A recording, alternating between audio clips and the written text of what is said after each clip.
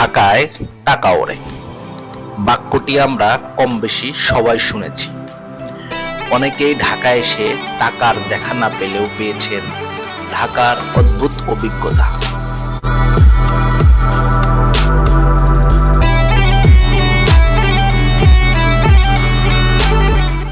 কেউ বলেন বহুরূপের শহর ঢাকা, আবার কেউ বলেন বিরক্তিকর। আর কেনই বা বলবেন না, ঢাকা স্বপ্ন আর সংগ্রামের শহর। কিন্তু এই শহরের প্রতিদিনের এক চেনা ছবি হলো যানজট।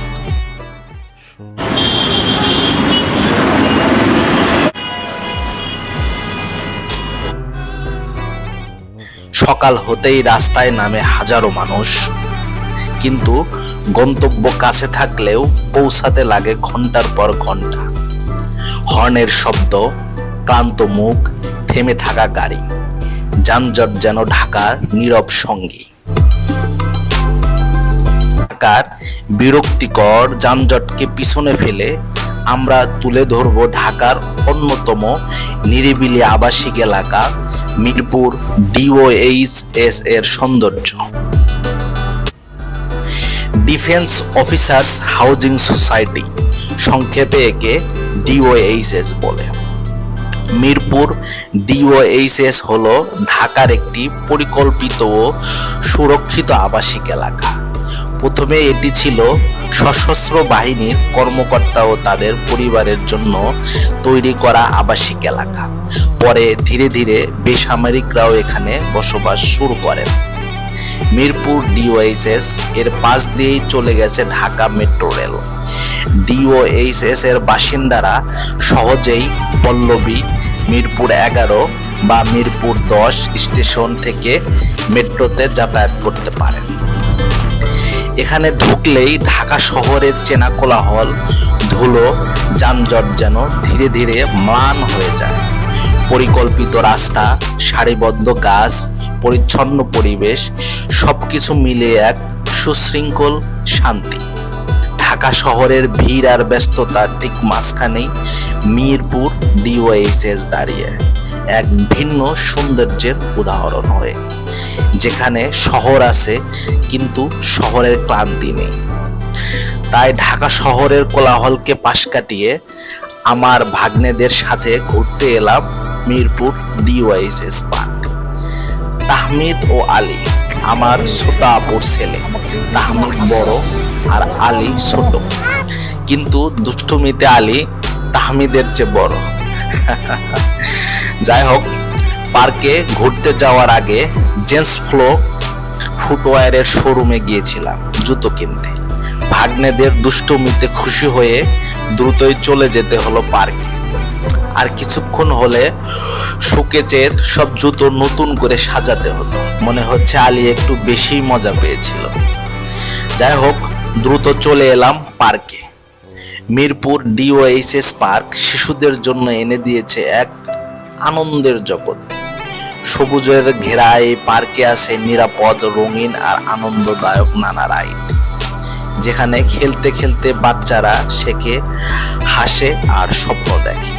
দোলনা, স্লাইড, ক্লাইম্বিং ফ্রেম সহ শিশুদের বয়স ও নিরাপত্তা মাথায় রেখে সাজানো প্রতিটি রাইডই তাদের শক্তি, ভারসাম্য আর কল্পনা শক্তি বাড়াতে সাহায্য করে।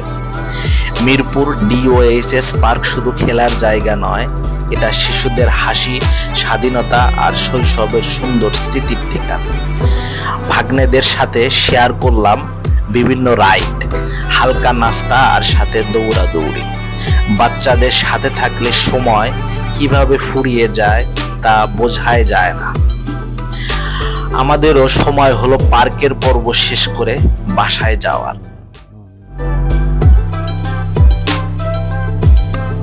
রিক্সা করে চলে এলাম মিরপুর 11-তে। মামা, মিষ্টি খাবো। ঘাড় ঘুরিয়ে দেখলাম ডান পাশে মিঠাইয়ের দোকান। তাহমিদ দোকানে ঢুকেই সেলসম্যানের কাছে মিষ্টির অর্ডার করলো। পাশেই দাঁড়ানো আপার সাথে কথা বলে বুঝতে পারলাম আমার দুলাভাই মাঝে সাঝেই ছেলের আবদারে এখানে আসেন। মিষ্টির পর্ব শেষ না করতেই দেখি আলী ছোট আপুর কোলে ঘুমিয়ে পড়েছে। বুঝলাম দুষ্টুমি করে ক্লান্ত ভাগ্নে আমার আরাম করছে। তাহমিদ মিষ্টি খাওয়া শেষ করে চলে গেল পাশের খেলনার দোকানে। কি আর করা, কিনে দিলাম। ইয়া বড় লোভেদকারী। যাই হোক, মামা বলে কথা, কিনে না দিলে হয়। দিলাম কিনে। পাশে তাকাতেই দেখি লাইব্রেরি। চিন্তা করলাম শুধু খেলা করলেই হবে, একটু আধটু তো পড়তে হবে। তাই নিজ গরজে কিনে দিলাম খাতা।